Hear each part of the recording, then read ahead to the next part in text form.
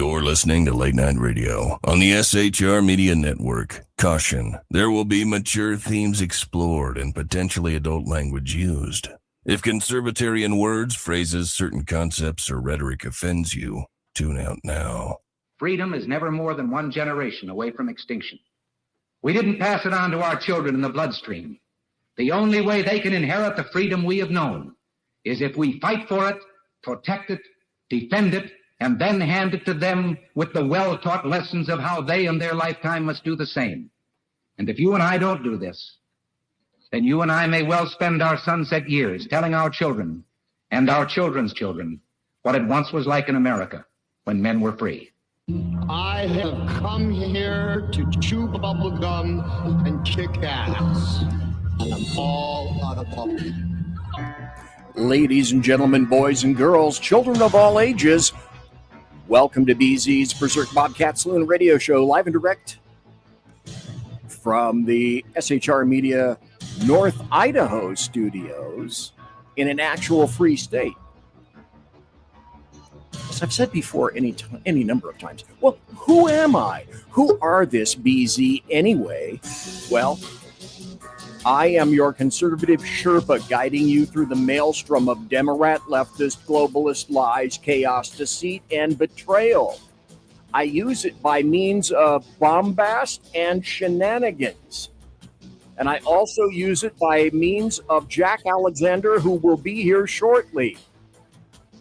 But in the meantime, I have to tell you what you're about to hear for the next 2 hours, maybe even some overtime tonight, consists of my opinions only, and the opinions of Jack Alexander, who is, by the way, let me see. Let's go to this. Jack Alexander is Australia's finest citizen. I know it because it says so right there. So, I am doing the job that the American media maggots won't. I am fundamentally changing America one leftist diaper at a time.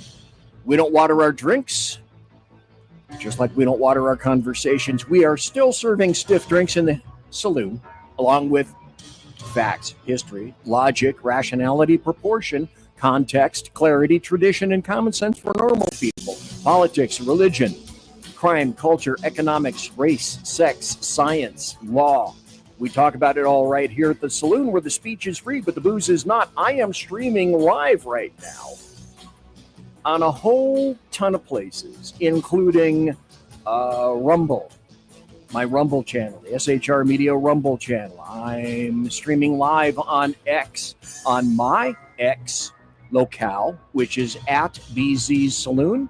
I'm also streaming on KLRN, at KLRN Radio, on Twitter, Facebook Live, and the SHR Media YouTube channel as well. So tonight, folks, happens to be February. Did I just say that correctly? Ooh. I'm not going to say it again because I probably won't. The 6th, the year of our Lord, 2025. As we knew from last time, BZ doesn't have a real easy time trying to say that word, which is the second month in the year. I don't have a lot of luck with that. So tonight, it's Jack Alexander. We're going to be talking about USAID. We're going to be talking pretty much up front about Trump, Musk, Comey, Obama, Hillary Clinton.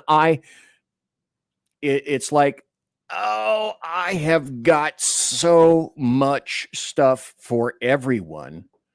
But before we pull Jack Alexander up here, and he's salivating. I'm looking, I can see people on stage. I can see him in the back room, and he's salivating. He was salivating so much, he had to get out, go off screen, get a new shirt, and then come back. That was how much he wanted to be on the show. That's, folks, that's salivation. And what are the times that we are living in? I'm watching Al Green yell right now on Fox News at night. Trace Gallagher, by the way, is a pretty cool dude. We are living in completely shattering and unprecedented times. What most of us have thought or inherently intuited from multiple decades is turning out to be true right in front of our damned eyes. And courtesy the people who absolutely did not want that information revealed. If it weren't for the Democrats, the bulk of this information would still have been covered up by the DRG, what I call the Democrats, leftists, and globalists, who managed to rather effectively kick sand all over their shit in the cat box until Trump 47. Not revealed under Trump 45, much learned since. So it's because of the Democrats that all this information is finally coming out, because they couldn't stop all of this information. They couldn't, but they themselves couldn't stop pushing, lying, prevaricating, shaming, abusing, scolding, breaking laws, gaslighting. Their arrogance, their smarmy little attitudes, their aloofness, their disdain for facts, their conceit, their self-importance, their sanctimonious little preening, oh, we're so good, look at us. Their hatred of the common man and woman, the demand that we take our hard-earned American taxpayer dollars and spend them on such twisted, weird, Machiavellian, Orwellian schemes via USAID on projects and schemes that basically only did one thing: push their DLG views, excoriate the United States of America, reduce American power, and affirm that those who hated America, like themselves, had to be supported, were supported. The massive irony, their greatest laugh, their inside joke was that they were using our American taxpayer dollars to flame the hell out of and burn down everything that Americans, real, actual, normal Americans, hold dear. And these are times that our founders would have found absolutely revolting and frankly unthinkable, to the point where I believe there really isn't much of an alternative left except to break it down, smash the federal government in DC, and shove the bulk of the responsibilities that were stolen by the federal government in a century plus long, continuous and naked power grab, and push those powers along with that money via our hard-earned American taxpayer dollars right back to the states, which is where it needs to go. That money sent to DC should be held and kept locally so that you in your town, in your community, in your state can best decide how to directly serve its citizens. If your state wants hot and cold running abortions, fund them yourselves. If you want trans unit operations, fund them yourselves. If you love censorship, censor the shit out of yourselves. Make your state the idyllic little purple-skied paradise that you so grandly envision for yourselves. And if that scheme works, if those paradigms are not just palatable, but vastly sought after by the bulk of the United States, if you truly have created that perfect Marxist-Leninist utopia, then, well, you build it, they will come. Perhaps you'll create the Elysian fields, that promised land that hundreds of prior dictators sought after, but could never quite deliver on, absent killing millions of people, hundreds of millions of people, to attempt that very self-same achievement. Because every wannabe dictator thinks that he or she can certainly do socialism and communism much better than the last guy. Just give us a chance, they say. Okay. Now, The Democrats are currently in PSH mode, what I call pants shitting hysteria mode. They're crapping camshafts and rocker arms at having their grift, their scam, their corruption discovered.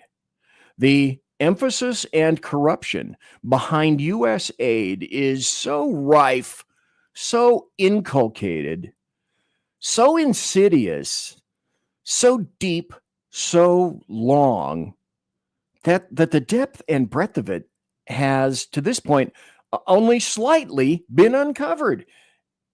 And we're going nuts. We're thinking to ourselves, us normal people, I had no idea. Well, yeah, we did have an idea, but it's out now. So imagine what is yet to be revealed. And like anyone, a lot of people before me, Sean and Jersey Joe and whatnot, and myself as well. So what about the Pentagon? What about the IRS? What about all the intelligence agencies, every one of them? What about every cabinet position? What about, and I would love this, what about every NGO? What about every church? What about every political organization on both sides of the aisle? Don't leave them out. What about the military? What about the recipients of any form of United States largesse? The potentialities for corruption on a scale never before seen in the entire history of mankind are staggering, and we just know a small percentile of that so far. Because the corruption of USAID comprises just the proverbial tip of the iceberg at what was estimated at 0.7% of the U.S. budget. So if you're vomitous now over our current revelations, you'll be entirely sick when even more is revealed, and it will be revealed. This evil genie can never be shoved back into the bottle, and the Democrat Party is changed forever. We can't, and we won't, and we should never go back to ignorant complacency. So the only solution is to rip more of DC apart. And we got to put on our big boy and big girl pointed toe boots to smash all the cockroaches in the corners and expect that there is a fight coming that could potentially make the 1860s Civil War look like child's play. Not advocating, just saying, look and see who's doing the pushing for that. Because these revelations aren't just interrupting the flow of spice in the United States. This is why it's also critical. It's not just the U.S. These exposures are interrupting the flow of spice on literally a global scale.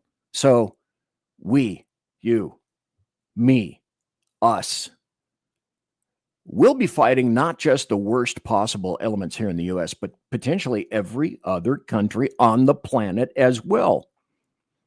The fight is just beginning. The DLG, Democrats, leftists, and globalists, will and are taking the fight as they themselves have quantified it to be. They've said it's a fight. Some have said it's war. So they're going to be taking it to the streets, to the states, to the towns, and to guaranteed every court imaginable. Because everything they have is at stake. Everything. Make no mistake. Everything Democrats, leftists, and globalists possess is at stake. Their power, their control, their money. Because not just their cash is impacted, which is bad enough. The exposure affects them on every level of power, control, loss of face, loss of veracity, loss of faith. Belief in Democrats, leftists, and globalists, that is a religion. Where facts matter not, but faith is absolutely everything. This truly is the tipping point. It is an either or time. Either Democrats, leftists, and globalists win, evil wins, or common sense, normal people, folks who just want to live their lives and essentially be left alone and unfucked with, who believe in sovereignty and logic and rationality and clarity and transparency and proportion and are good, then good wins. Everything else about this is just window dressing. It literally is good versus evil. Exposed to the light or 1,000 years of darkness.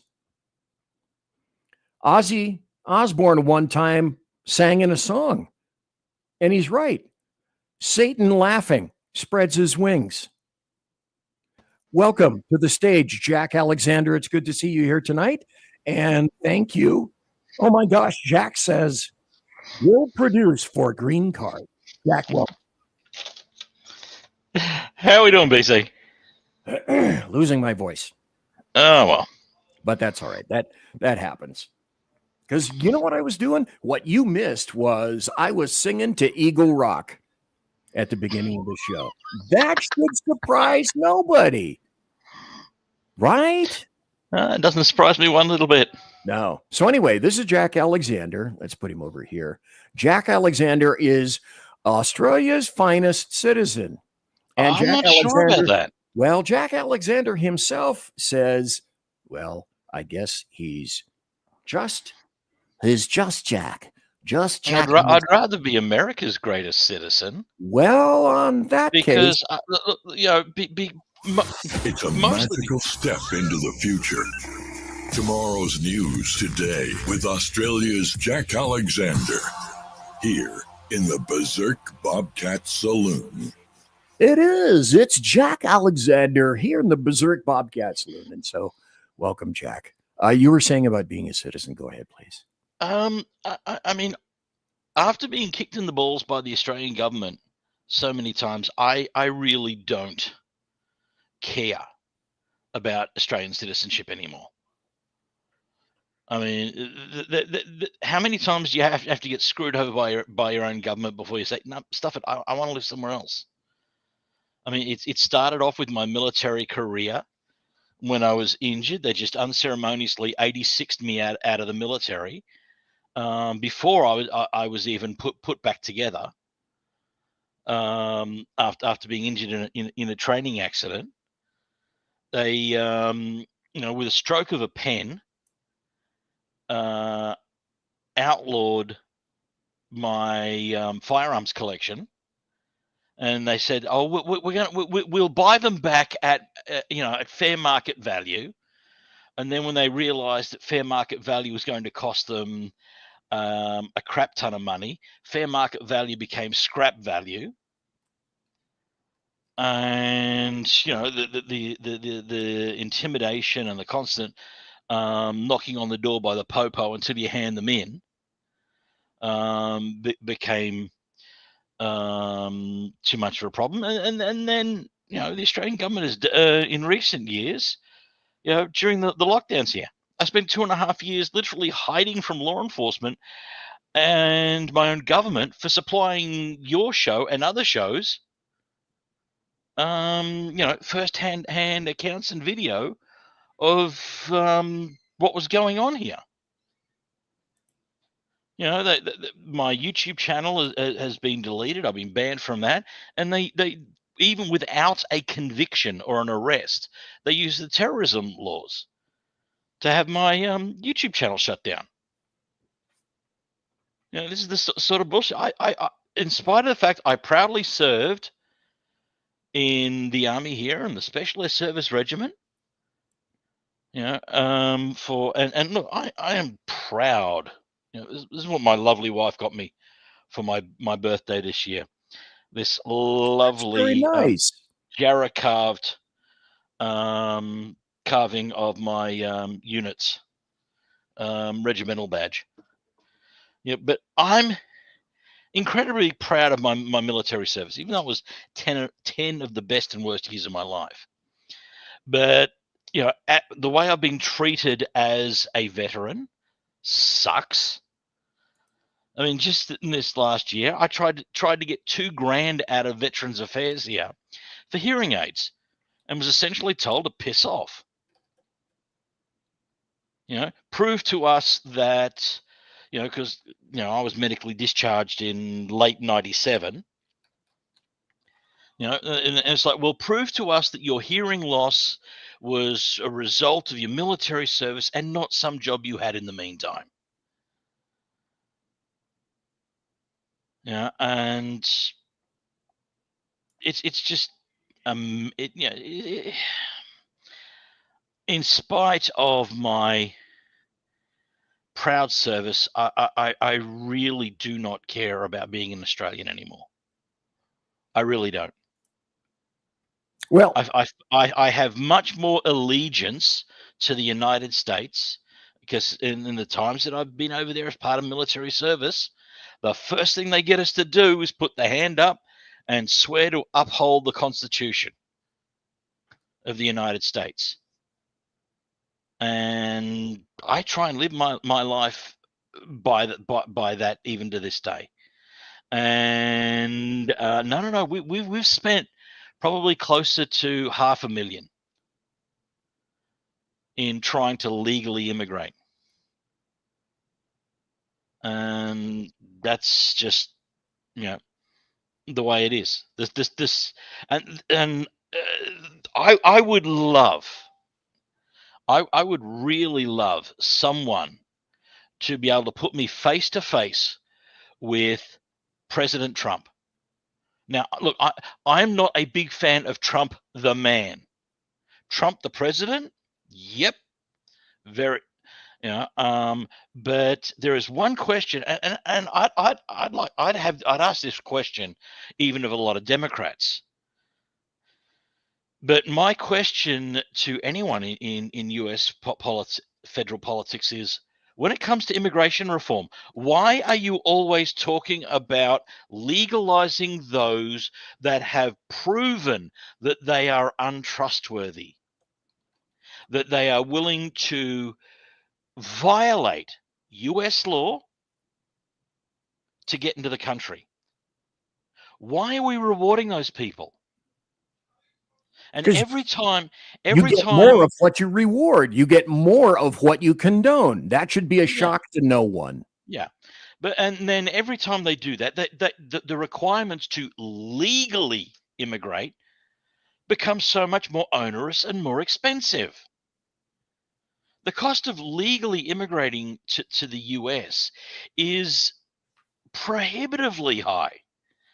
So when we're talking about immigration reform, why are we not talking about changing the system to make it more appealing to legally immigrate? You and I both know why. Yeah, because those within a week of me getting back in country, I will already be fully employed. Look, at any one time, there are 3 million people trying to legally immigrate into the US. And 1 million of those want to start businesses that would hire Americans. I'm one of them. And $1 million, at least, you've got to have at least $1 million that you can essentially put away in escrow and hire 10 Americans within 2 years for me to say, come over and start a business. That money could be better spent actually building the business. And look, I understand that we need to keep out the undesirables, but I never thought being someone who was willing to follow the law and serve. I mean, I have served, fought, and bled alongside US forces in Somalia and in Desert Storm the first time around. I have bled for the country I want to call home. When I was over there, living there, I was a second lieutenant in the U.S. Air Force Auxiliary Civil Air Patrol. I was giving back to the country that I want to call home. I'm proud of that service, even though it's completely paid voluntary, and my butter bars were completely honorary. I'm still damn proud of that, because I was serving the country that I want to call home. When we hang up the show, and I'm pretty confident it's going to go at least 2 hours, likely some overtime. There's just too much. Everyone is overwhelmed. Everybody on both sides of the aisle are like this right now. Everyone's going, what the hell? Not just with Democrats, but with us too. Everyone says I should just go to Tijuana and walk across the border. And I jokingly say, if I don't, I've got an entry in the green card lottery for this year. If I don't, if our names don't, Australian green card lottery. No, US, for the US green card. Oh, you've got you also submitted to Australia too, right? No, I don't need to get Australian citizenship. No. But you had to do it in Australia. Oh yes, yeah. But this is open to like 36 allied nations of the US. They're all 55,000 visas are put into a big pot. Names from all of those countries are put into a big pot. If I don't win it this year, I'm going to be too old to keep chasing this dream of the American dream. So and I jokingly say the only option left is for me to go to Tijuana, put on a burqa and a hijab and cover up the whole thing, rock up at the crossing point saying my name is Juan Alejandro Mustafa Muhammad Maria, and I'm a Mexican Muslim trans. I'd be living in freaking Beverly Hills by the end of the week. Not entirely impossible. But my honor, my dignity won't allow me to do it. Well, merit. No one considers merit anymore. But I will suggest this. Things are changing. Folks, that is Jack Alexander. He's going to be here the rest of the show. And I have more things to show you and talk about. Obviously, we're not going to get through them tonight. I know that. Jack knows that. You know that. That's how I roll. Oh my God. So when we come back, we're going to take a break. If you need to hit the potty, or maybe some kind of an important adult beverage for yourself, please do so. I'll be right back after this. And also I will have the passwords of the week. Conservative media done right. You're listening to the SHR Media Network. Welcome to River of Common Sense, where we cut through the noise of news and politics with a sharp wit and clear discussion. Tune in every Monday and Friday at 9 p.m. Eastern Standard Time for a refreshing dose of reality as we fearlessly tackle the tough topics with no nonsense, just pure common sense. Visit shrmedia.com to discover where you can catch River of Common Sense in action. He's here to amplify your inner logic. He may not always be polite, he may not always be refined, but one thing's for sure, he always tells it like it is.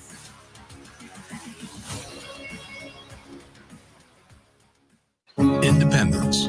With that declaration, America was born. Inspired by a belief in the God-given rights of every human being, and in the good that comes from exercising these rights well. The founders of our great nation chose independence. As do we. Hillsdale College accepts no government funding because independence makes possible the good to which we aspire. Attention, all patriotic women of faith. Yep, I'm talking to you, sis. Are you looking for high-quality, super soft apparel that reflects your love for country and your devotion to God? Look no further than Carry Girl Gear. Picture this. You rocking a tee so soft it's like being hugged by a cloud, all while showing off your love for God and country. Sounds dreamy, right? Well, welcome to reality, babes, because that's what we're all about here at Carry Girl Gear.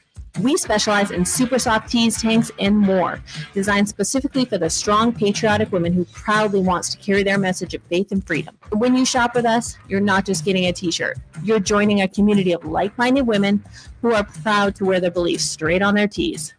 So whether you're sipping sweet tea on the porch or leading the charge for faith and freedom, do it in a Carry Girl tee. Because life's too short for stiff, boring tees. CarryGirl.com, where faith and freedom meets fashion. You're listening to the SHR Media Network.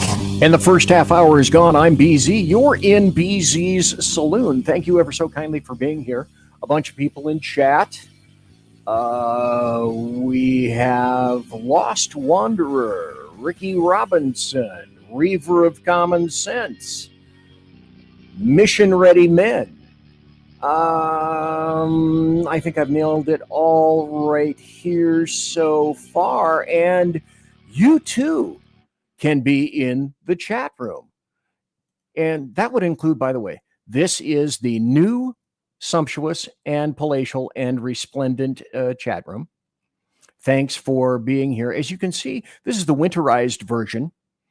I like it a whole lot. There will be a new chat room coming to the show next week. You're really going to love it. If you thought this was cool, I mean, it just radiates warmth. Don't you just want to be sitting there next to the fire, watching the snow fall, looking at the candles? I would love to. By the way, it's snowing like crazy in Nofe, N-O-F-E, Idaho, where I am right now, and it's absolutely wonderful. And like I said, subscribe to the channel on Rumble if you happen to be watching on Rumble, or if you happen to be watching on the SHR Media YouTube channel, and also at KLRN, because I made this specifically. Okay, now watch this. This is magic. Magic happens. Thanks to Rick Robinson for simulcasting the show on KLRN. And in a little bit, if you're interested, we'll also be doing this, opening the phone lines. If you are slightly even motivated to give the show a call, that would be great. That's a wonderful, wonderful thing. Hey, Unleash Jeremy Hansen. Hey, Jeremy Hansen, thanks for being here. Thanks for recommending the sharing. And also, it is, as confirmed here, it is a resplendent chat room. However, this just in, Jeremy Hansen says, I want the Bigfoot couch back. Okay. Well, what I'm going to do is you'll see the new chat room next week. And because I have the ability, I haven't thrown all the furniture away, for God's sake. I still have it. But if you guys decide that you don't like next week's chat room, fine. I'll bring the couch back. Oh my God. You guys. Here's Trump saying it from the heart.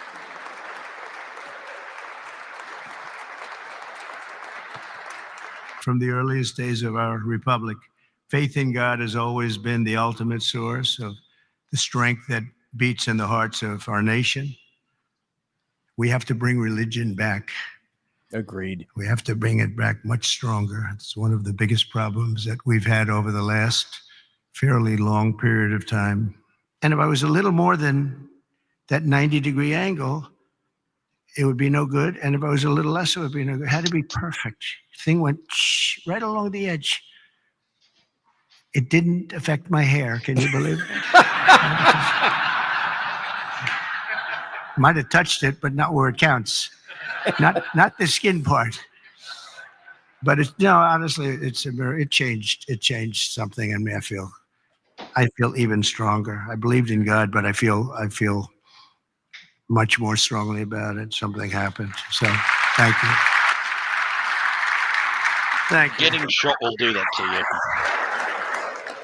I agree 100%. He was a changed man. He became a changed man. And I think looking directly in the face of mortality, that'll do it to you every time. I've done that any number of times. I'm sure you have also any number of times. And we've witnessed our very own personal mortality, and things have likely changed.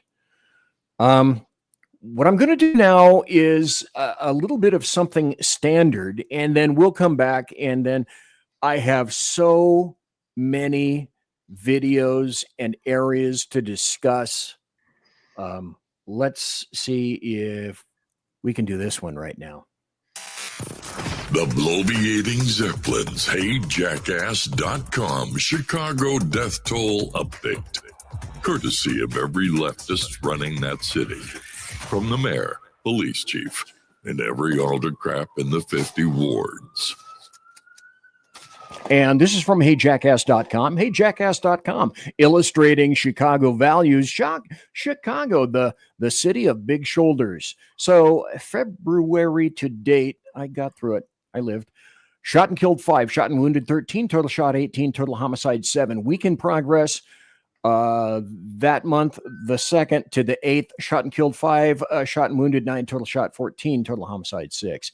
Year to date, shot and killed 42, shot and wounded 123, total shot 165, total homicides 49. A person is shot every 5 minutes and 12 seconds in Chicago, the city of big shoulders, and a person is killed every 17 minutes and 38 seconds in Chicago. Wonderful. The bloviating Zeppelins, HeyJackass.com Chicago death toll update. Courtesy of every leftist running that city. From the mayor, police chief, and every autocrat in the 50 wards. Now, people are complaining. Every time you run those stats, I think, thank goodness I didn't get hired by Oprah. Yeah, I applied as a producer to Harpo Studios. Yeah, so guess where? Well, I don't know. Are the studios in Chicago? Yeah, they are. Oh, how sad. So remember how everybody is saying, hey, an unelected billionaire like Musk, he can never have so much power. Okay, well, hypocrites, you are all hypocrites. And of course, this Doge confirmed that essentially all of our politicians, our bureaucrats, our NGOs are stealing from us on, and as I said, an absolutely unprecedented scale. And so pretty soon they're going to have to address that elephant in the room. And somebody somewhere has to be punished. This ought to be the result.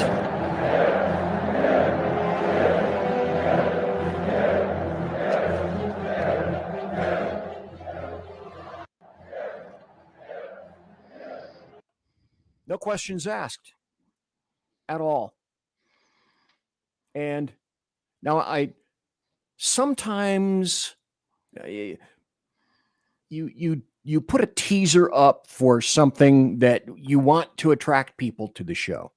And by the way, I'm going to be doing a very special show next week. I'm having our constitutional sheriff back, Dan Wilson, who's going to be talking about constitutionality, law enforcement, and what happens in Idaho is certainly happening in your state as well. But I want to show you this up front and play this for you. The unmitigated arrogance and gall, the bias, the clear two-tiered system of justice mandated by Barack Hussein Obama, carried out by Attorney General at the time Loretta Lynch, obeyed by the FBI Director James Comey, who leaked information, classified information on purpose and suffered absolutely zero consequences, except he lost his job. But other than that, nothing. They pre-concluded by Barack Hussein order that Hillary Clinton must not be prosecuted. About what the Obama Justice Department ordered federal lawyers to do and not to do concerning the Hillary Clinton email investigation. Chief Intelligence Correspondent Catherine Herridge tells us in sworn testimony on Capitol Hill, one of the insiders told lawmakers what she was told. During closed-door testimony last summer, former FBI lawyer Lisa Page said the Obama administration's Justice Department advised the FBI not to pursue the gross negligence statute for Hillary Clinton in the mishandling of classified information. Former U.S. Attorney and House Republican John Radcliffe led the line of questioning about the statute, known as 18 U.S.C. 793. Who is currently our CIA director? Radcliffe, you're making it sound like it was the department that told you you're not going to charge gross negligence because we're the prosecutors. Page interrupted. That is correct. Page's testimony appears to conflict with then FBI Director James Comey's recommendation in July 2016. Imagine that. Against criminal charges for Clinton. What I can assure the American people is that this investigation was done honestly, competently, and independently. Bullshit. No outside information of any kind was brought to bear. The Republican-led House Oversight and Judiciary Committee investigation ended in January. With Democrats now in control, the committee's new ranking Republican made the Page transcript public. The transcript releases show an inherent two-tier system, one in which Hillary Clinton gets the treatment that she got, where there was actually at first concern that they were going to charge her, and then with Loretta Lynch in charge, before she recused herself, made it very clear that that was not going to happen. The tip-off came from a chart drawn up by federal investigators assigned to the Clinton case known as mid-year exam. Fox News has confirmed that the chart listed possible federal statutes for prosecution. Next to gross negligence was a notation, quote, DOJ not willing to charge this. Only known cases are military, cases when accused lost the information. In response to the Page revelations, the president tweeted the transcripts, quote, make the Obama Justice Department look exactly like it was, a broken and corrupt machine. The Page transcript also confirms Fox's earlier reporting. The Page testified Russia collusion was still unproven when special counsel Robert Mueller was appointed.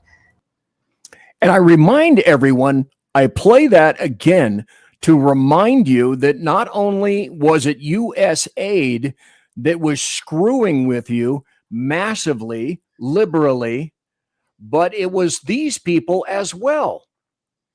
I also want to remind you of this. This recently came out from Michael Schellenberger, and Rick Robinson discussed this morning. And I had this laying back in the tickler file, and I thought, okay, bring this to the forefront and do it right now. USAID and the CIA. USAID was nothing but an extension of the CIA, manipulating anyone and everyone. Michael Schellenberger said the USAID and the CIA were behind the impeachment of Trump in 2019. Hey everybody, it's Mike Schellenberger for Public. The House of Representatives impeached President Donald Trump in December 2019 after a White House whistleblower went public with evidence that Trump had abused his powers by withholding military aid to Ukraine in order to dig up dirt on his rival Joe Biden. In the complaint, the whistleblower claimed to have heard from White House staff that Trump had, on a phone call, directed Ukrainian President Vladimir Zelensky to work with his personal attorney at the time, Rudy Giuliani, to investigate Joe Biden and Hunter Biden. The whistleblower who triggered the impeachment was a CIA analyst who was first brought into the White House by the Obama administration. Reporting by Dropsite News last year revealed that the CIA analyst had relied on reporting by a supposedly independent investigative news organization called the Organized Crime and Corruption Reporting Project, or the OCCRP, which appears to have effectively operated as an arm of the United States Agency for International Development, USAID, which President Trump has just shut down. The CIA whistleblower complaint cited a long report by OCCRP 4 times. The OCCRP report alleged that 2 Soviet-born Florida businessmen were key hidden actors behind a plan by Trump to investigate the Bidens. Those 2 businessmen connected Giuliani to 2 former Ukrainian prosecutors, according to OCCRP. The OCCRP story was crucial to the House Democrats' impeachment claim, which is that Trump dispatched Giuliani as part of a coordinated effort to pressure a foreign country to interfere in the 2020 presidential election, which is why the whistleblower cited it 4 separate times. In a 2024 documentary that the German television broadcaster NDR made about OCCRP's dependence on the US government, a USAID official confirmed that USAID approves OCCRP's annual work plan and approves of new hires of key personnel. NDR had initiated and carried out the investigation with a French investigative news organization called Mediapart, an Italian news group called Il Fatto Quotidiano, Reporters United in Greece, and Dropsite News in the United States. However, according to a Mediapart story published the same day as the Dropsite News article, NDR censored the broadcast after U.S. journalist Drew Sullivan, the co-founder and head of OCCRP, placed pressure on the NDR management and made false accusations against the broadcaster's own journalists who had been involved in the project. Okay, stop right here. Dropsite's Ryan Grimm posted a link. Stop right here. Right now, also, probably your heads are doing this. My head is doing this. Probably Jack's head is doing this. But that's intentional. That's purposeful. It's all details. We're getting so into the weeds, and the entire intent behind all of this is to hide it behind so many levels of complex minutia as to make it just so tedious that people are screaming, make it go away, make it shut up. I don't even want to hear about this crap anymore. But it's the continuing abuse of you, me, peripherally, even Jack, that is so execrable these days. And we can't afford anymore to simply say, oh, that's too deep. There are too many weeds involved, and I don't want to go there. The detail is just blowing my brain right now. Let somebody else take care of it. Let somebody else handle it. I'll pay attention to the TV, watch Survivor, watch the bread and circuses, watch, and become entrenched, become focused in on the things that absolutely are meaningless. You know, like Democrats, sex and race, race and sex, sex and race. They made you think that's important. Well, that is important to them. While the undercurrent, the deepest, fastest current over the flowing river was USAID and all the various places that they were sending your hard-earned American taxpayer dollars, now exposed. Now exposed. Jack Alexander, any thoughts about, say, oh, hey, look, USAID paid for the CIA, and the CIA was influencing an impeachment on every possible level. Any thoughts on that kind of stuff, Jack? I mean, the CIA have had their hands in so many, so much American dirty laundry is linked to the CIA. And this is one of the things that I was disappointed about with Trump's first term and his selections for Attorney General. They should have gone after Hillary big time on those charges. And under the records keeping legislation, I don't have the specific US codes in front of me, but I mean every there was like, and I was reported on when I was doing my show. There was like 5 different felonies that were committed, and each of them came with like 5 years in prison and something like $250,000 to $500,000 in fines. So I mean, you know, Hillary should have been locked up for 25 years. Then there was the info that came out that some of the information that went through her server carelessly was so top secret that only about 10 members of Congress, the president, and certain senior law officers, this is the sort of stuff that you go into skiffs for.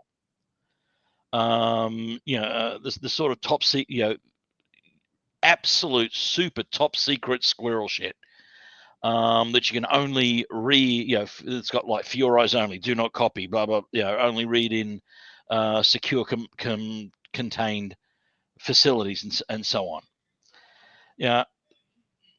They were having to spend millions of dollars doing background checks on the agents so that the agents that were investigating what was on those hard drives could get the necessary security clearance to look at some of this stuff.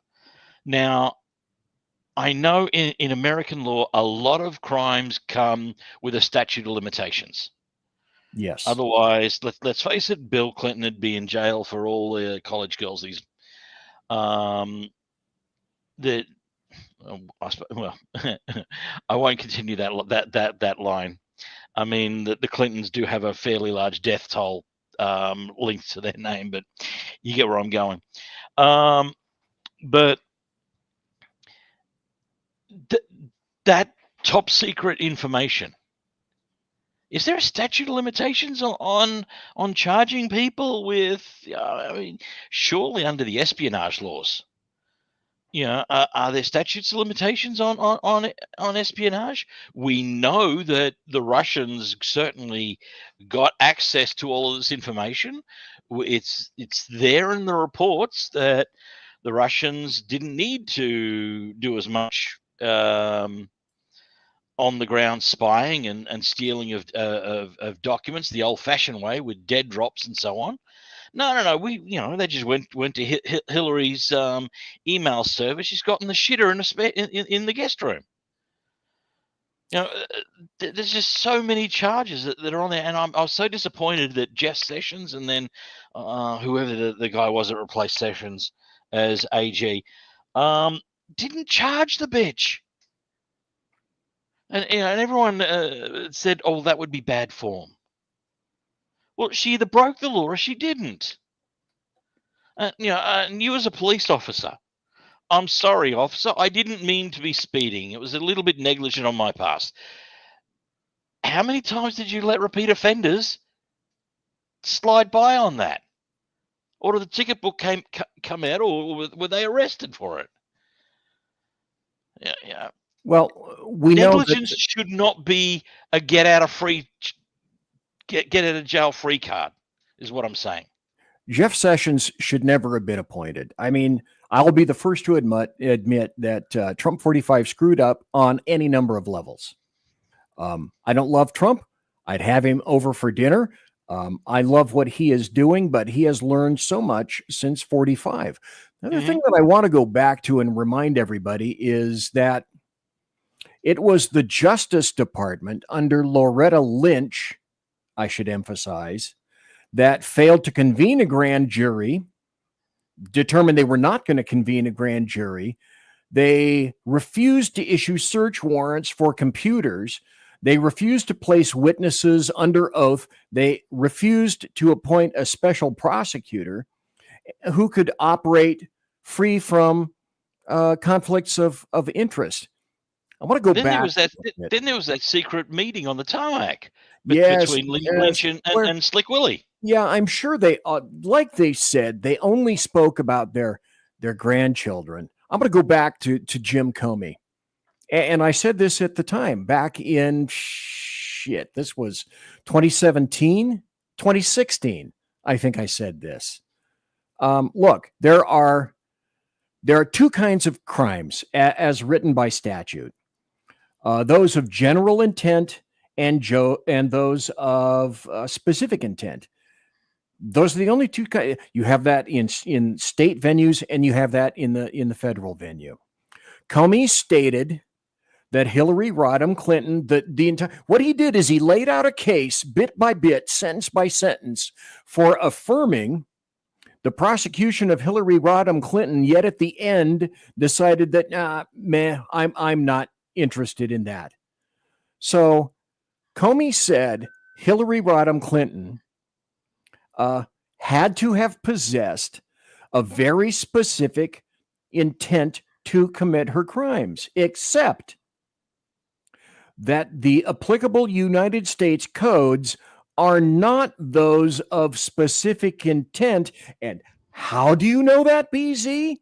Because every code, penal code, U.S. code, any body of law or regulations will have somewhere in that specific crime this phrase, and it's called a clue.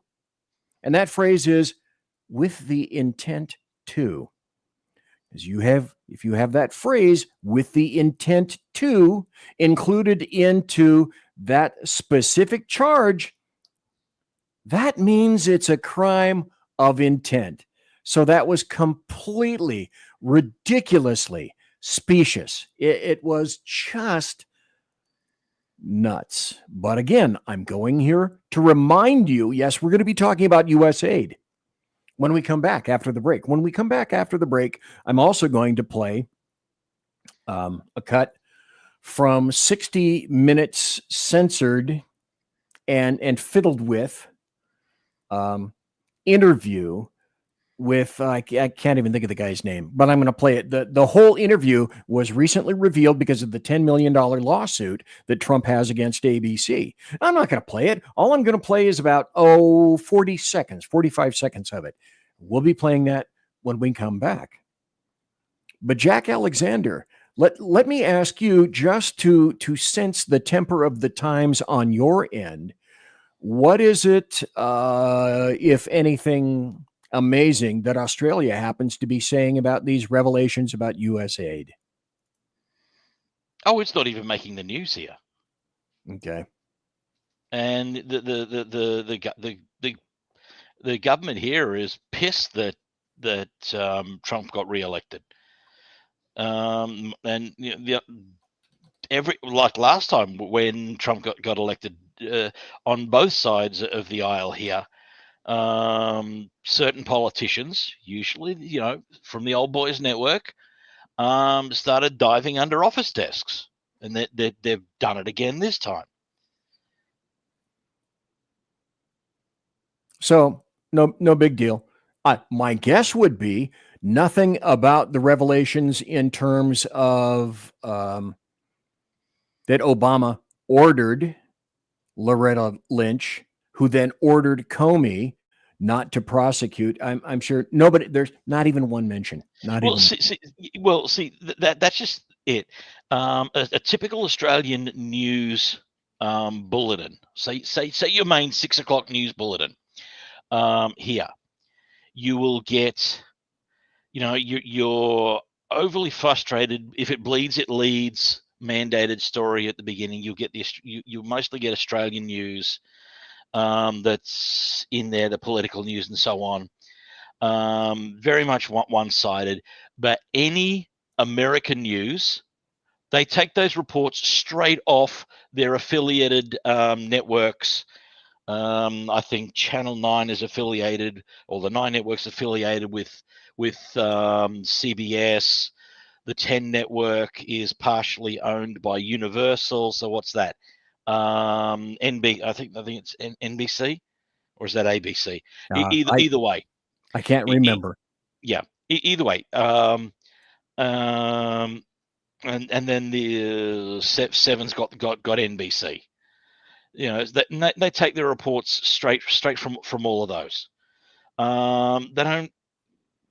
While each of the networks keep bureaus in DC and in LA and a few other places around the country, the vast majority of the stories do not come from Australian journalists working in the US. They take it straight from the feeds from those other news programs. Like Dr. Fong's. I used to have a radio show a long time ago, and I called it, when I had the news, I called it Dr. Fong's Rough and Ready Rip and Read News. And that's all they do. Folks, we'll be right back. I'm BZ. Got to take a break. Hey, go to the Electric Winkle Chamber, get some adult beverages. I'll be right back. Conservative media done right. You're listening to the SHR Media Network. Hey, it's Sean from the Edge of Liberty. Join me right here on the SHR Media Network every Monday and Friday, 12 on the Pacific, 3 on the East Coast. On this show, we'll discuss news, politics, the government, how cranky we are about the government, and more. If you want to hear hard talk, good interviews, sarcasm, bad jokes, and oh God, that really is me in a nutshell. Either way, check me out right here on the Edge of Liberty every Monday and Friday, 12 Pacific, 3 on the East, on the SHR Media Network.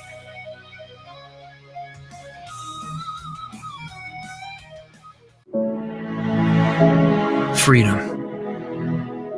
One nation in all of human history was built on that bedrock. Ours. A republic of the people, by the people, and for the people.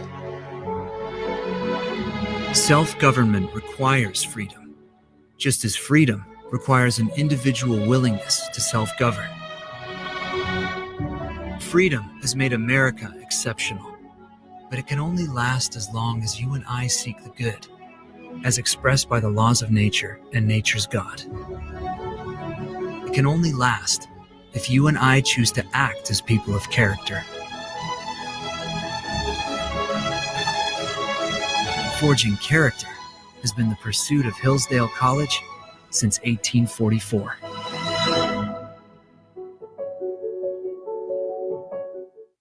Are you looking for a way to boldly express your faith and love for your country?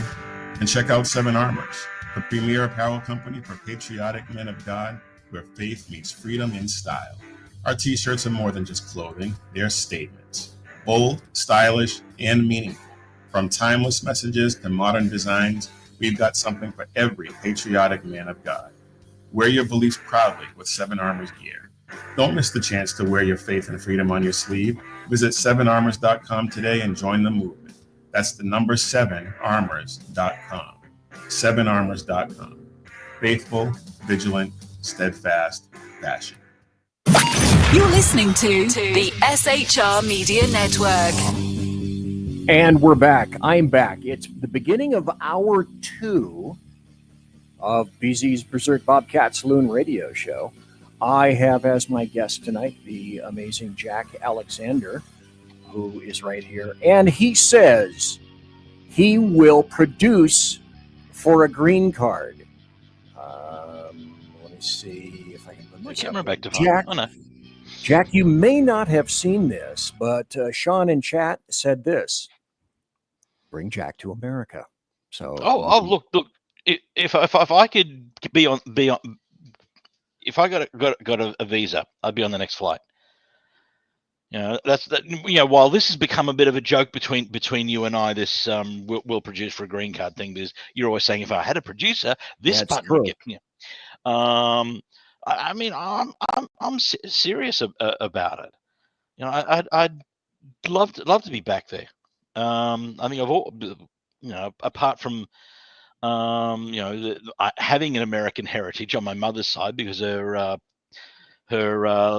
biological father was U.S. Army serving here and fought in the Pacific, and married a wonderful woman that was my grandmother, and my mother was born out of that. But you know, I have that heritage, and that explains why I think I've always been called, towards the US. You know, in spite of the fact I hate Los Angeles with a package. I hate it with a package and with a passion. No, it's a passionate package is how I despise Los Angeles. Or just California in general. Going through customs at LAX or SFO. Once I'm through there, and it's like, thank God I'm home. I don't get that going through customs in Australia. Well, folks, I forgot to do this. So hang on just one second, Jack. I forgot to do this, which is critical. This is absolutely critical, folks. Tonight's passwords are scurrilous, maladroit, and nematode.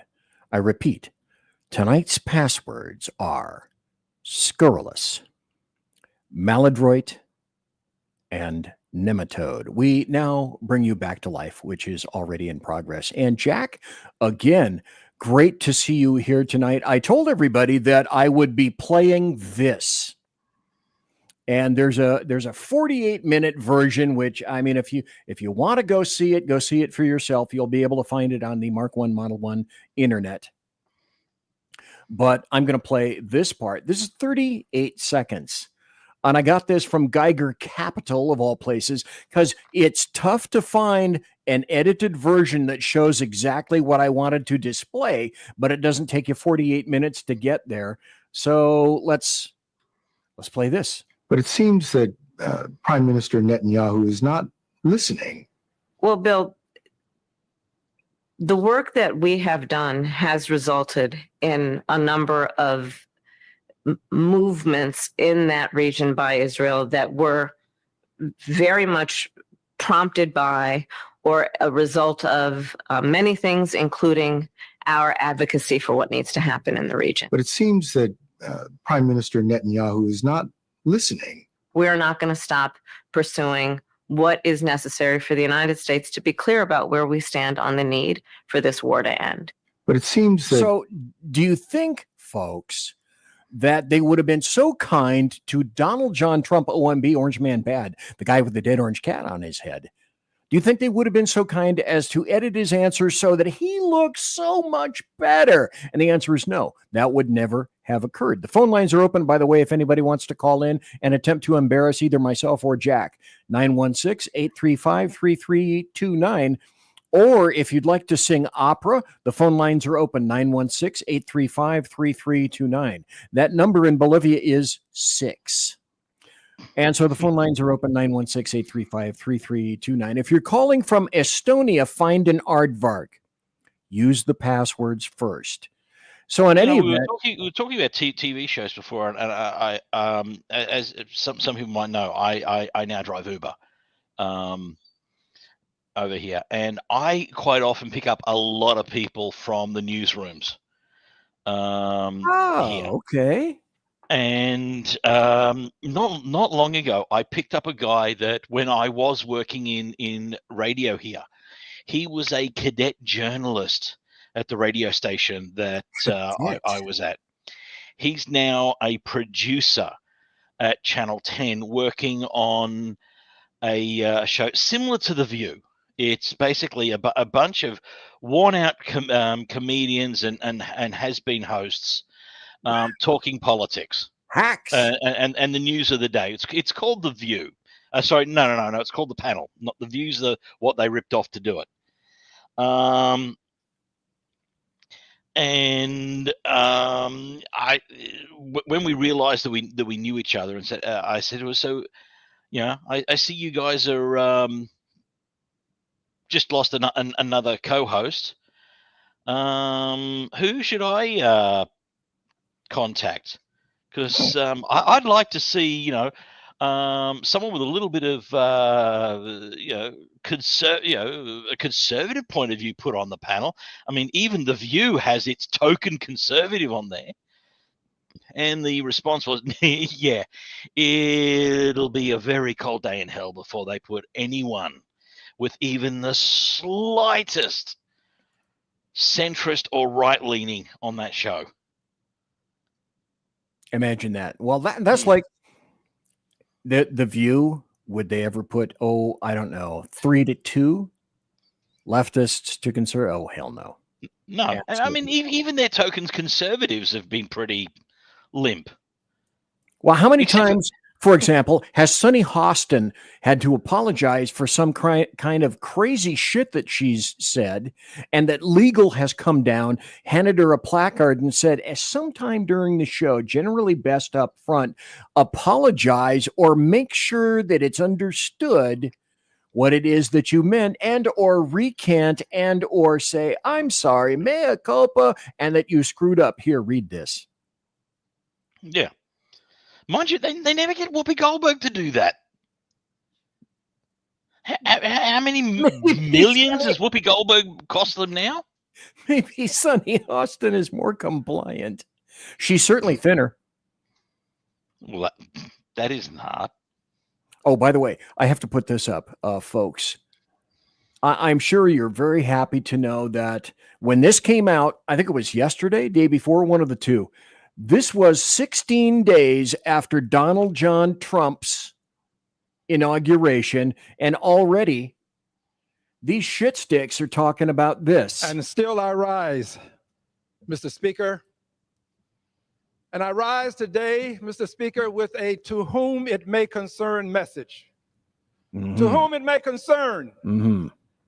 Ethnic cleansing in Gaza is not a joke, especially when it emanates from the President of the United States, the most powerful person in the world, when he has the ability to perfect what he says.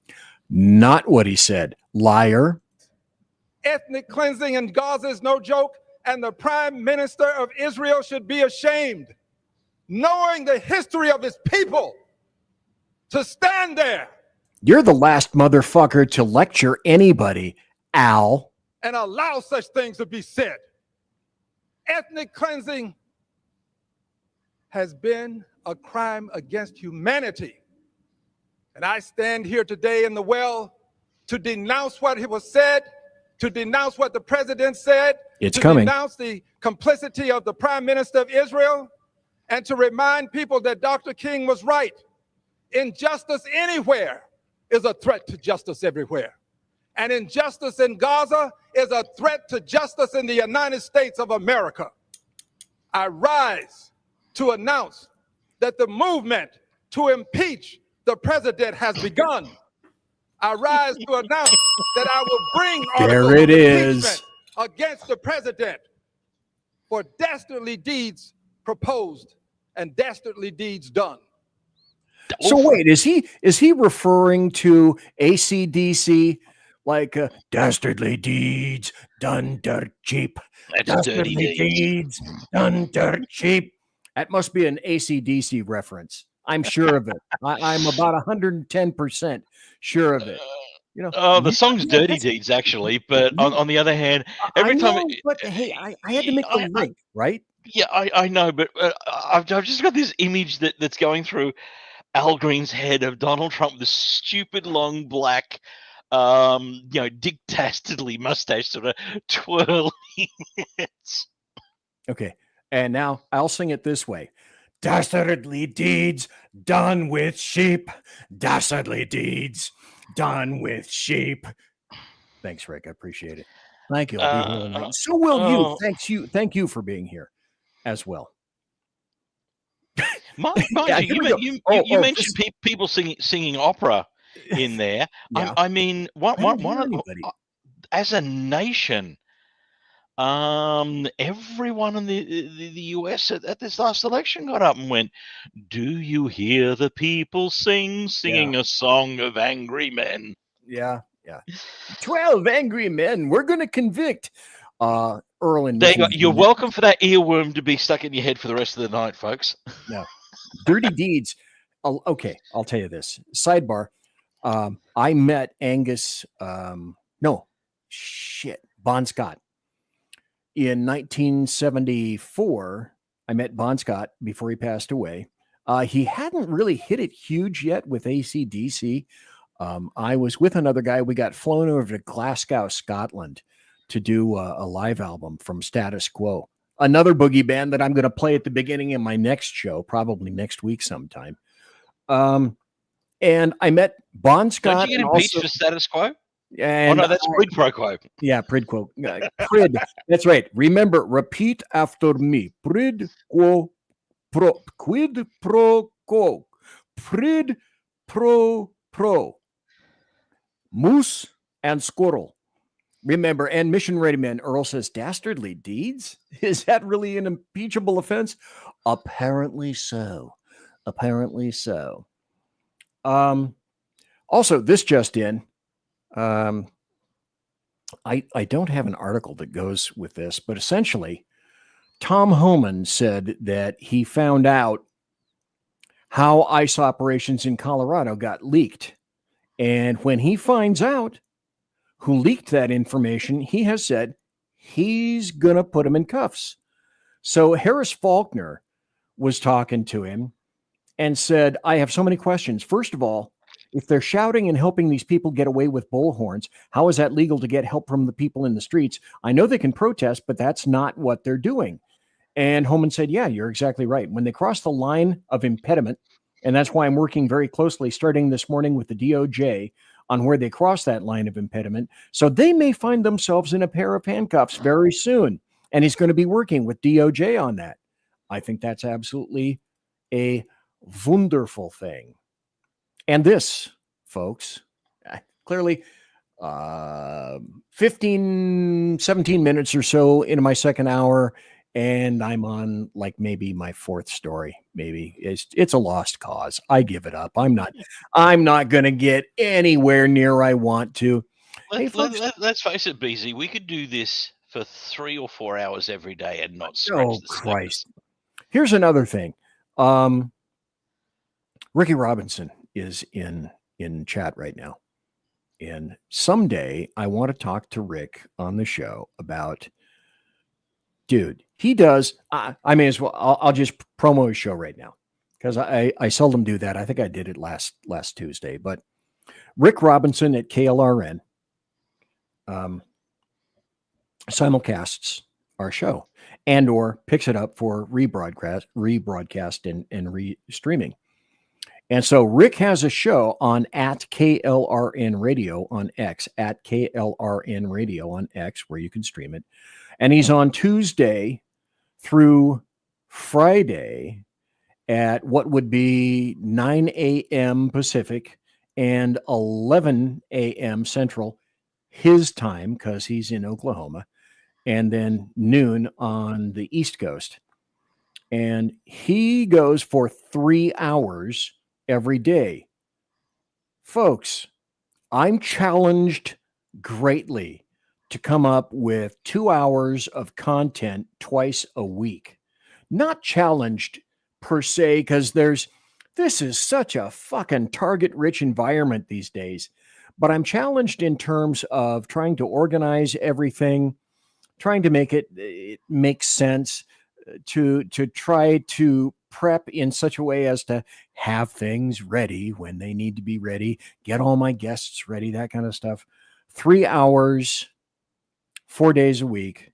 That's way beyond me. And Rick says, well, that's better, because he's the better man, certainly than me. Did you guys know Chelsea Clinton got paid millions of dollars by USAID? So Doge discovered through unearthing that an ex-user shared one such entity that receives USAID is the Clinton Foundation. That Chelsea Clinton, who is a board member of the Clinton Foundation, was unethically given millions of dollars by USAID.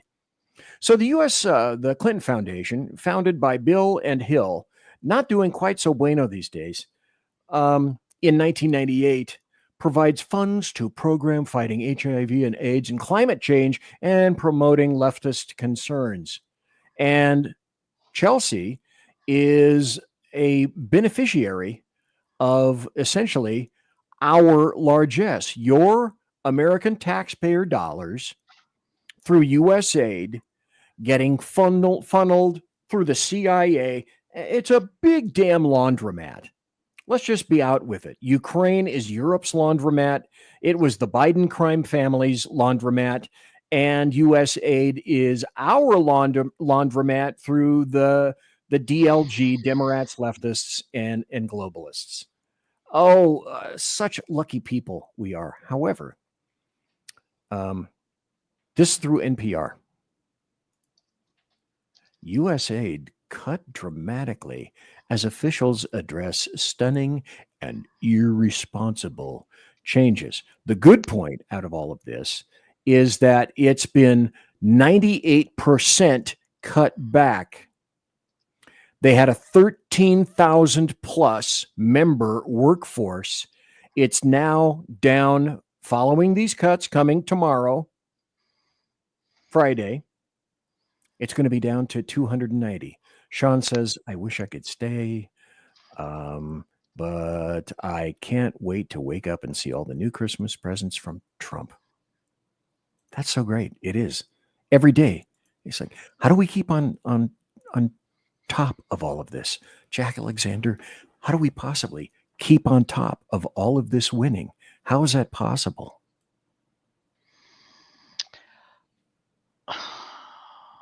I know. It boggles the brainulus. No. We're just all going to have to be Jewish. Hanukkah, 5 days of gift giving, 5 times more gift giving. In the Christian faith, Christmas only comes once a year. Hanukkah, that gift giving period is like 5 to 7 days. 5 to 7 times more. Oh, here's the other thing that we know that we can't do. No one. This is leftists, Democrats, leftists, and globalists. The DLG are getting pummeled in the head, and the face. And oh my God, their heads are exploding like this at a rate that's absolutely incredible, at a rate that they have never seen or encountered before. This dude, Donald John Trump, OMB, Orange Man Bad, the guy with the dead orange cat on his head, he sleeps about 3 to 4 hours a night. And the 3 to 4 hours a night that he's sleeping, all he's doing is conjuring the ways in which he can make America great again and save U.S. American taxpayers more dollars by way of Doge and make things right and correct. Here's another little buttery piece of goodness. Elon Musk and Doge are pushing back against wasteful government spending, which is the leading cause of inflation, as any economist knows. By the way, a promo for a book. Read Economy by Thomas Sowell. Economy by Thomas Sowell. It's the basic book about economy. I have a copy. If you want to find out, Thomas Sowell is an American treasury, or an American treasure, I should say. So less government equals less inflation. So those people who depend on government spending to maintain control, because like I said at the very beginning, it's all about power, control, and money. They're losing control and money. And who's it hurting? It's hurting the poor. They couldn't care less about that. Not in the slightest. I went into a lengthy dispensation on Tuesday of a lot of the things that occurred recently. I have a greater list, which includes $7.9 million to teach Sri Lankan journalists how to avoid binary gendered language, $20 million for a Sesame Street show in Iraq. I'm sure they're going to love the gay Sesame Street characters. $4.5 million to combat disinformation in Kazakhstan, like they give a shit about what happens in the United States of America. For $1.5 million for art for inclusion of people with disabilities. Hey, pull out your crayons and make your own art. We're not going to pay you for that anymore. $2 million for sex changes and LGBT activism in Guatemala, and so many other things that I obviously don't even have time for right now. It's time to let the hurt loose. Let the hurt flow. So I'm a USAID employee, federal civil servant, direct hire. I have never been as fucked with, psychologically played with, as I have been in the past week and a half. It's been a fucking week and a half. I'm on admin leave. I got on admin leave yesterday. The only way I knew about that and I figured that out was because I just literally didn't have email access. Like around noon, my email I couldn't access it. Tried on my laptop. I was on my work phone. Tried on my laptop. Can't get into nothing. Had to email the HCTM office to see from my personal email, like, hey, what's going on? I shouldn't have to do that. I shouldn't have to do that. Well, to that I reply, you're out of here. You might want to consider that a clue for you. Now, this I absolutely have to play. And Jack, at the conclusion of this is only a minute. I want you to tell me, is this representative? I was just laid off from USAID. Mm-hmm. It's been a rough day. Yeah. For the past 3 years, I've been working with carrier pigeons in Madagascar to recognize the difference between the name brand Doritos and the generic, like, Great Value brand. I have spent over $72 million on this project, and I was literally on the verge of a breakthrough, and the funding has been cut. No. I know I'm going to get through this, but I would ask that you would send prayers and thoughts, and, you know, can also Venmo me if you feel the need. And also just respect my privacy at this time. It's been tough. At this time of grief. So tell me, Jack Alexander, fake or real? I actually think that's fake. I would agree, fake. But mostly because she said the P word. Oh. Pray. Yeah. Well, okay. Second live for the show for Jack Alexander. Take a bow if you would, please. Thank you. He'll be here all night. I get about 2 more minutes before the bottom of the hour break. Yeah, try the fish. Well, no, not if you're in a Bolivian gas station. Definitely avoid the sushi. In any gas station, I'd avoid the sushi. Well, specifically in Bolivia, because I had bad, very bad. Anyway, I have this final thing before we take a break at about 2 more minutes. I think I can do it through here. So, did you guys happen to catch this about the media? This is from Benny Johnson. Not a bad guy. I like some of his stuff. The deep state's massive payoff for media puppets. It's not just Politico. Did you know that USAID funded 6,200 journalists for 707 news outlets in 30 different countries? How many of them do you think were conservative or Republican journalists? And the answer is zero. Nada. Zero. The null set. Nada. Nothing. You've been told that these are independent news sources. You've been lied to. They are owned subsidiaries of the deep state, funded with stolen tax dollars and weaponized to attack political enemies and the American people. Here are the total number of tax dollars subsidizing mainstream outlets in America. This is just nuts. But like I say, this is just the tip of the iceberg. This is the tip of the iceberg. You know, like to your girlfriend, to your wife, just the tip. It's just the tip.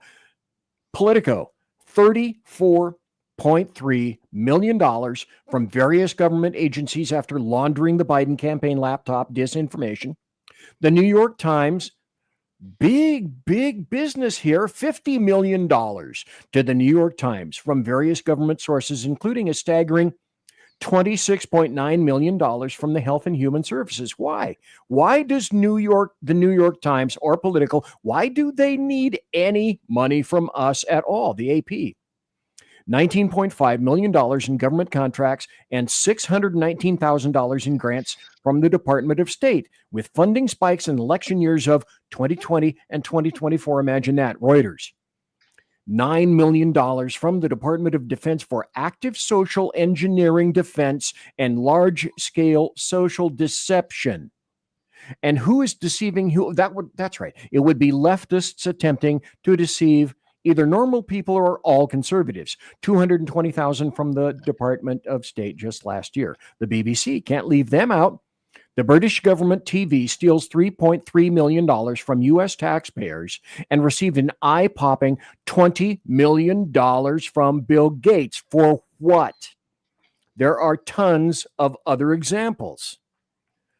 We're going to be going to Doge, that site, right after this, if I can clear a few news stories. And folks, maybe it's time for you to leave the room, clear the baffles, and have another drink. Conservative media done right. You're listening to the SHR Media Network. Come listen to BZ's Berserk Bobcat Saloon radio show. Live on select and exclusive Tuesday and Thursday nights. at 11 p.m. Eastern, 10 p.m. Central, and 8 p.m. Pacific on the SHR Media Rumble channel, SHR Media YouTube channel, X, Twitch, Spreaker, and wherever great conservative podcasts are found. BZ, your conservative Sherpa, guides you through the maelstrom of Democrat, leftist, and globalist lies, chaos, deceit, and betrayal. Raised as a free-range child with dirt, stains, mud, and freedom, BZ broadcasts from North Idaho, comfortably surrounded by actual normal people. Jump into our plush, sumptuous, palatial, and resplendent chat room on rumble.com. Click on live chat to join. Now, with 37% more umbrage and 19% more bulbosity than previous shows, featuring delicious Liberty additives for the best in late-night conservatarian talk radio. BZ reminds you that with great beard comes great responsibility. No chinchillas were harmed, embarrassed, fat-shamed, or the focus of any sarcasm whatsoever in the making of this ad.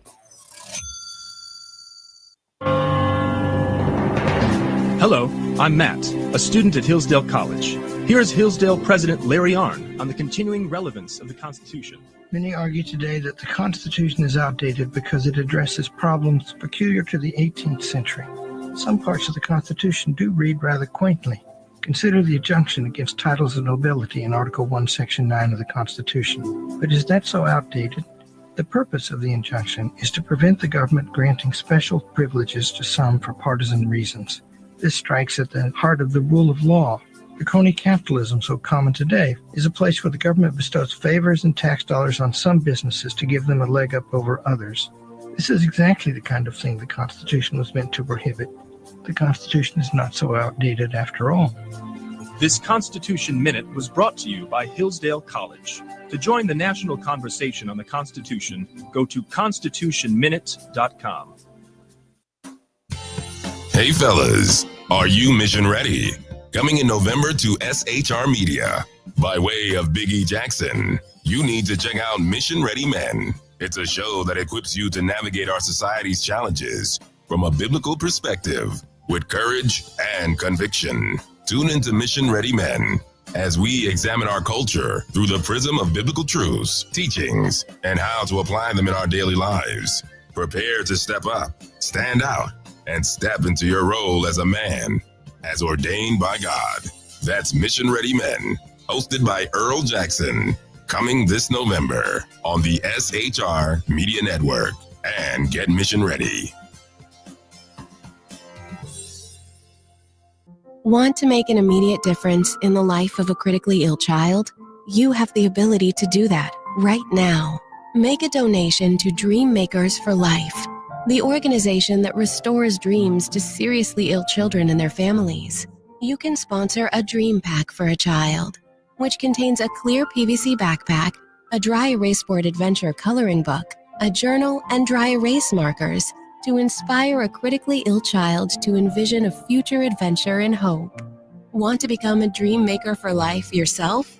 Go to dreamforlife.org. That's dreamforlife.org. Help a child. Help a family. There is always hope. You're listening to the SHR Media Network. And I'm back. It's the last half hour of the show, the final 25 minutes. Thanks to everyone for being here tonight. Thanks for listening live. Thanks for listening and watching in podcast. I'm wearing my official, wrong side. My official Wayland Yutani shirt, where we are building better worlds. Oh my God, do we ever need to build a better world? So thanks for being here tonight. Also, because it is the final half hour. Didn't I say final 25 minutes? Yeah. So, folks, this is BZ's final hour. Step up. Last call for alcohol. Not kidding. So tonight, it's Jack Alexander who's gripping his face. No, I was just spending some time with my face hugger, that's all. Oh, okay. Good point. Good point. Thank you. Cheezo pizza. Why didn't I recognize that? Some things. And now, hey, folks, remember how everybody today as well. All the people are saying, oh, you know, Musk, he's come out of nowhere, and Trump is letting him do everything. He's unelected. How can he possibly be doing all these things, and Trump's not monitoring him? Well, that's false because there's a lot of fat in government that you would want to slim Incredible down. fat. So what agencies would you want to shut down? Well, let me have you ask another person that, because I'm going to have Elon Musk. He is dying to do this.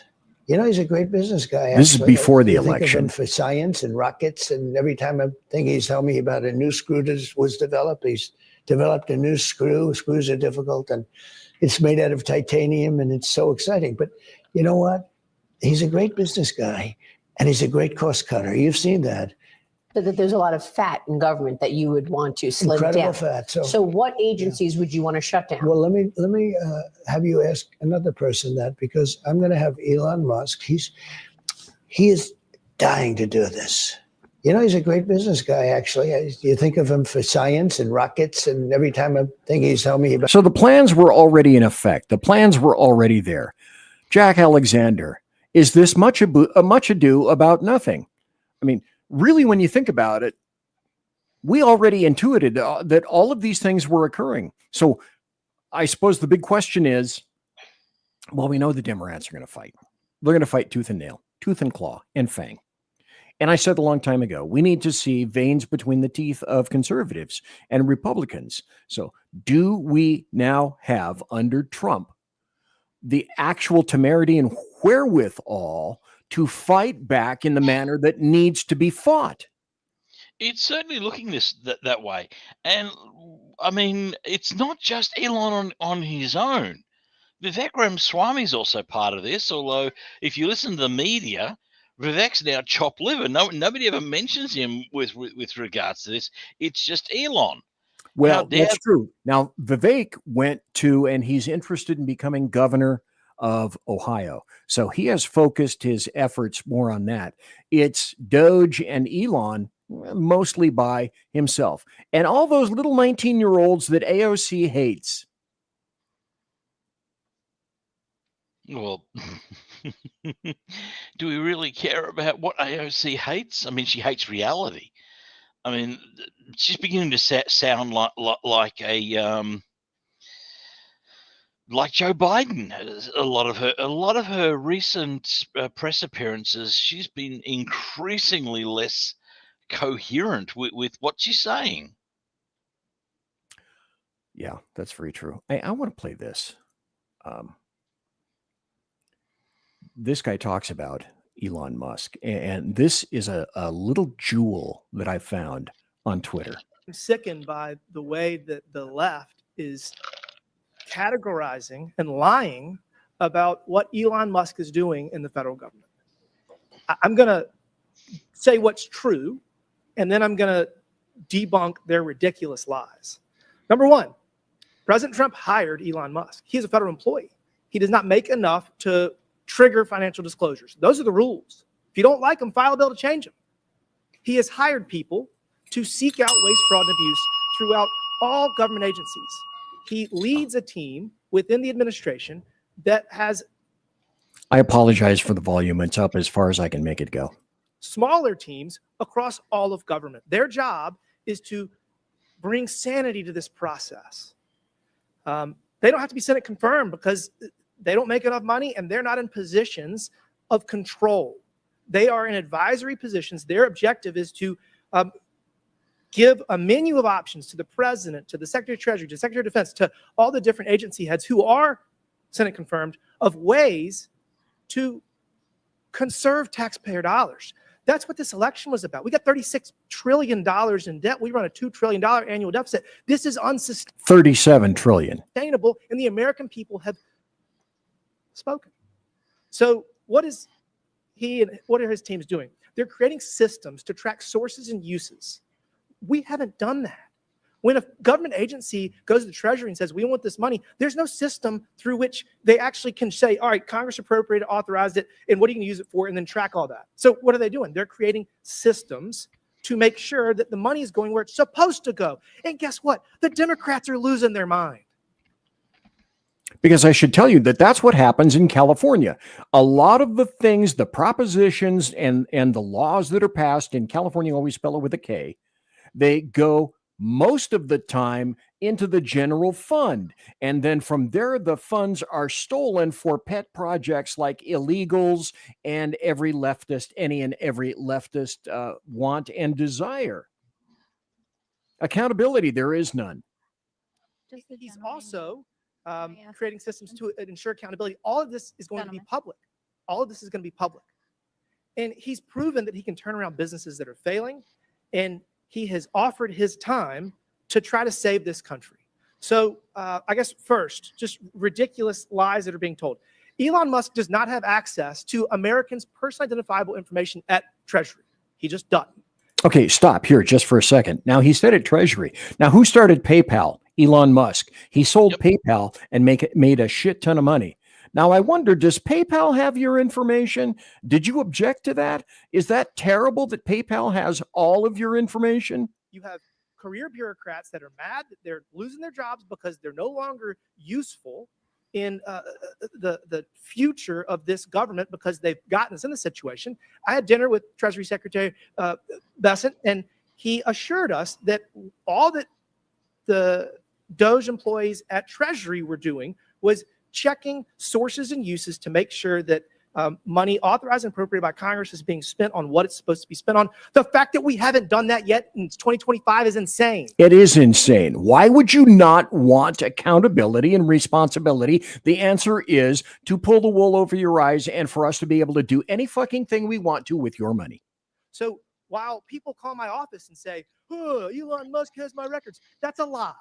It's a lie from the flailing bureaucracy that is no longer useful because technology can solve all these problems. Will the gentleman yield for a clarifying question? Sure, go ahead. Can you help us understand, based on what you're explaining here, then why nearly 2 million federal workers received an email from OPM with Elon Musk's letterhead, a fork in a road?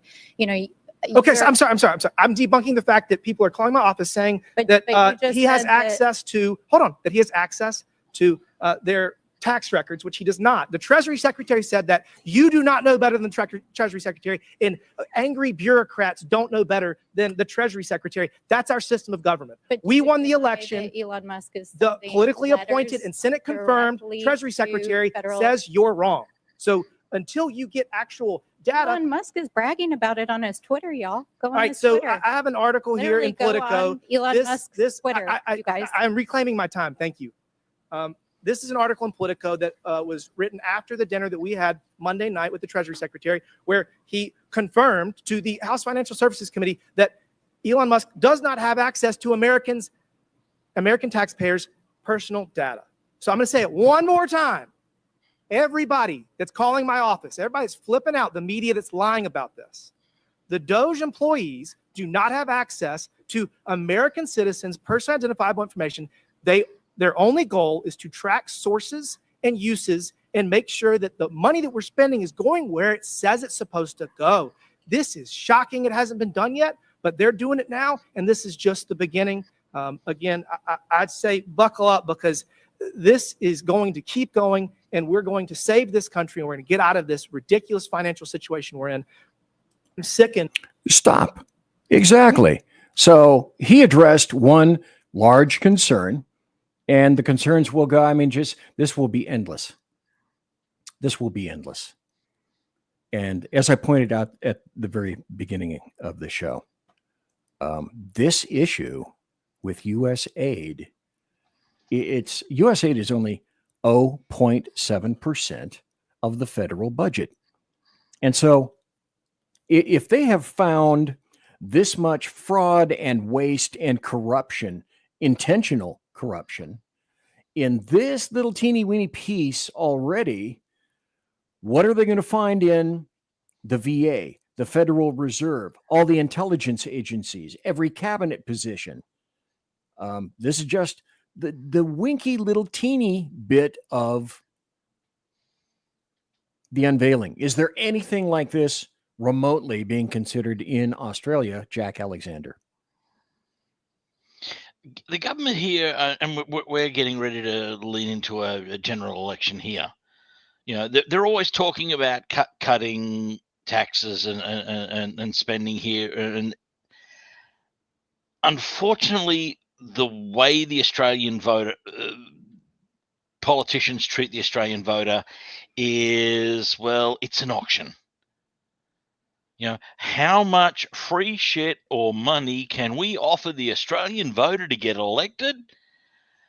Because they won't read the fine print and find out that there'll be some other new tax or tariff. Usually, whenever the Australian government needs money quickly, they raise taxes on gasoline, alcohol, and tobacco. They are the three go-tos.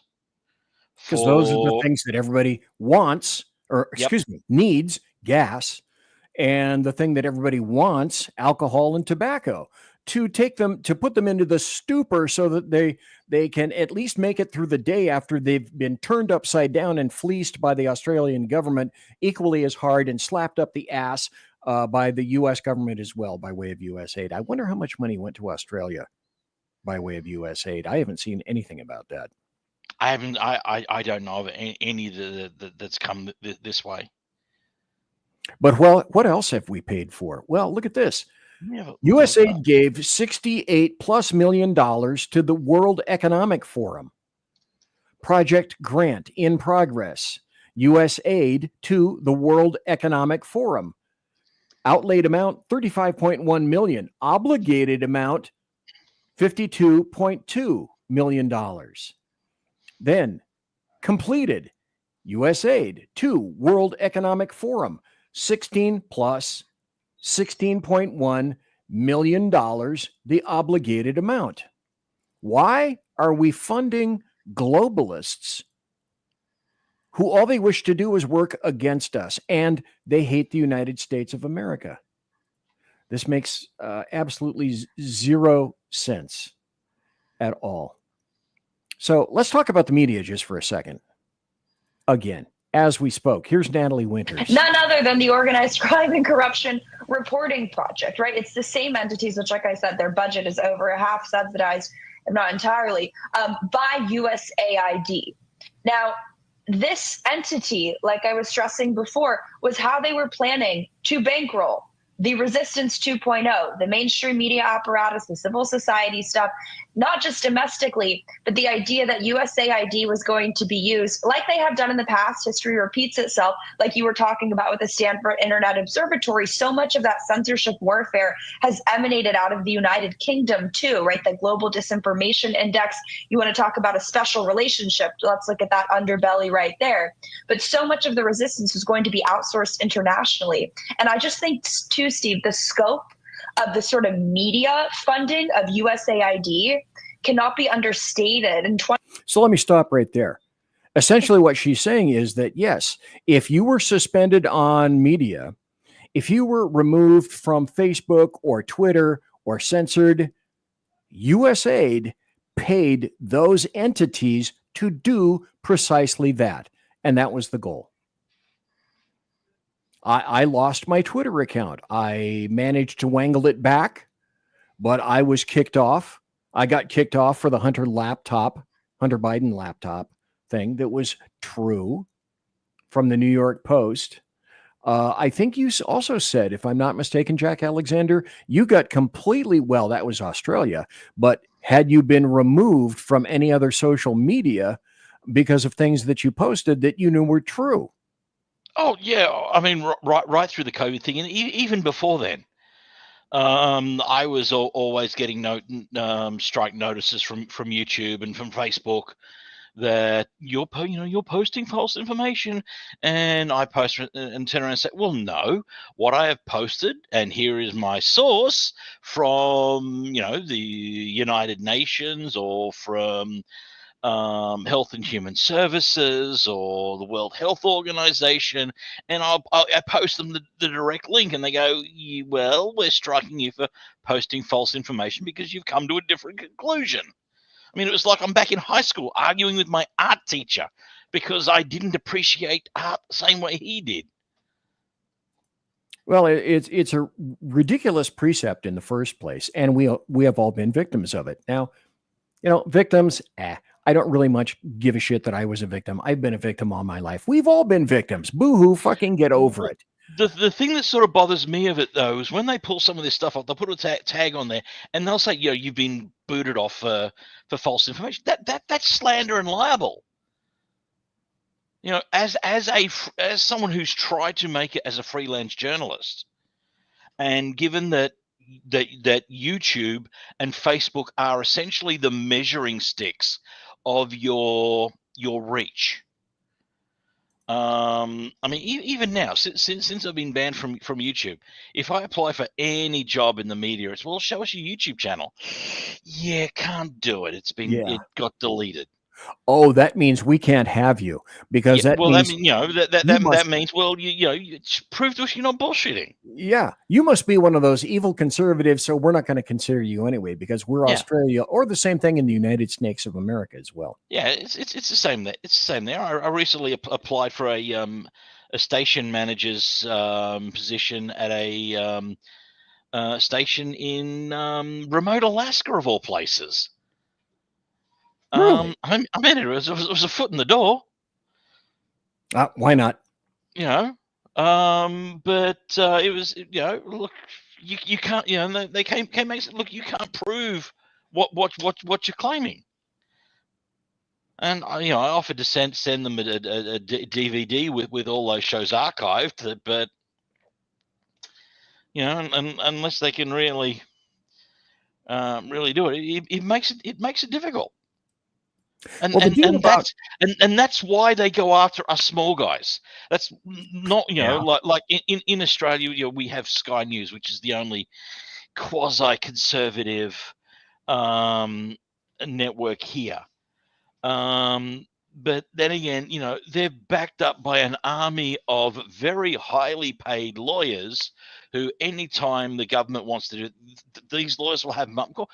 I can't afford that. No normal, regular person can. Yeah. See, and I don't mind being censored on social media. I mean, I do, but I don't because I grok the concept that, it's a private entity. Yes, it's a platform, and people are saying that, well, it should be treated like a publisher. I would agree with that, but that has not been totally adjudicated. But when the government, however, steps in to force social media to censor me, then you actually become a victim because that's the government being oppressive and tyrannical and stepping in and stepping on your neck when they should step the fuck out. As a matter of fact, I want to play this also. At one stage, the Australian government tried to enforce that with Facebook, saying, look, you are a publisher if you're not going to start opening up. So what did Facebook do? They essentially froze out all the accounts of all reported news agencies and journalists in the country. So if you said you're born in Australia, even if you were, and this is the funny thing is, my Facebook account says that I'm still physically in the United States. But because I listed that I was born in Australia and I work in the media, when these bans were going on, none of my stuff on Facebook was getting posted out. And they said, because the Australian government wants to, is trying to play hardball, we're not going to allow you to post anything. And of course, the Australian government bent over, dropped trow and parted their cheeks, and royally got shafted up the backside again. Or allowed us to get shafted up the backside yet again. I have another video that I'd like to play. I have just enough time for this, and then I think we're going to have to wrap it up. I mentioned on Tuesday, and I highly recommend everybody go back and see the Tuesday show. I mentioned the Atlantic Council. In the Atlantic Council, for people that don't realize, because I'm going to play this person, these people, Democrats, leftists, and globalists, don't believe in the First Amendment, and they will tell you to your face, to your ossicles, to the side of your head, that they don't fucking believe in the First Amendment. Well, the Atlantic Council is a leftist progressive think tank, which has, and this is again a massive clue. Hello, America. There are 7 ex-CIA directors sitting on the board of the Atlantic Council and are recipients of USAID. And I remind everyone, USAID isn't aid. The acronym is U.S. Agency for International Development, not aid. The number one challenge here that we see and is, of course, the First Amendment in the United States is a fairly robust protection of rights. And that is a protection of rights both for platforms, which I actually think is very important, that platforms have those rights to be able to regulate what kind of content they want on their sites.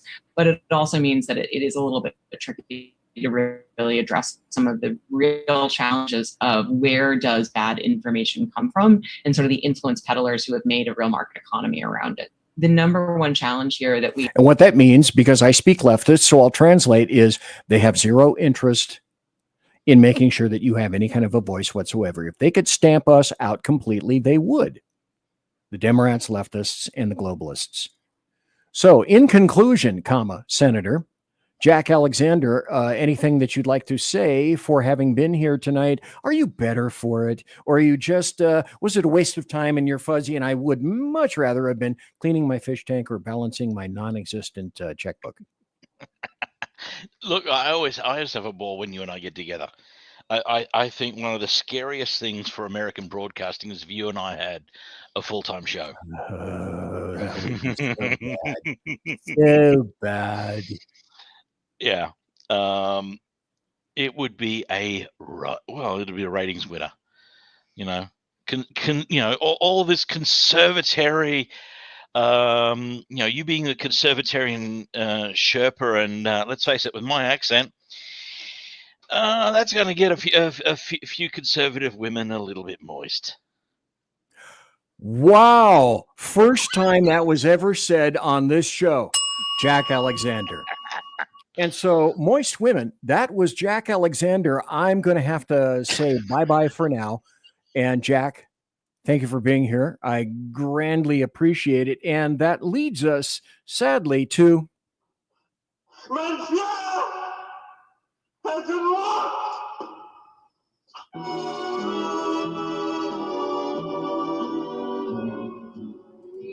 So, ladies and gentlemen, boys and girls, children of all ages, thanks for listening to BZ's Berserk Bobcat Saloon radio show, live and direct, right here on Rumble, X, the SHR Media YouTube channel, Twitch, the grandiose KLRN, and tons of other bulbous podcast projects and locales.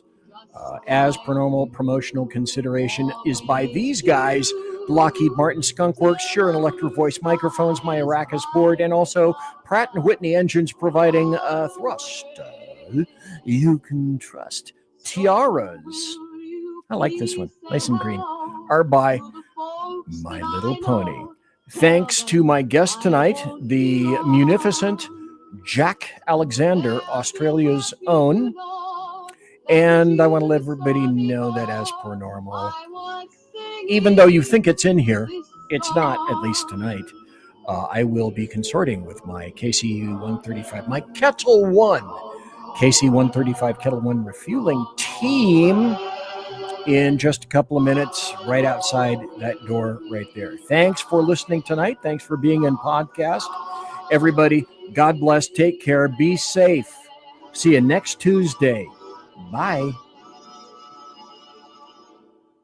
Everybody quiet down now and get some sleep. Good night, everybody. Good night, Mama. Good night, Ben. Good night, everyone. Good night, Mama. Good night, Daddy. Good night, children. Good night, Daddy. Good night, Elizabeth. Good night, John Boy. Good night, Jim Bob. Good night, Jim Bob. Good night, Jim Bob. What's going on? I was asleep. What's everybody doing? Good night, Good night, Jim Bob.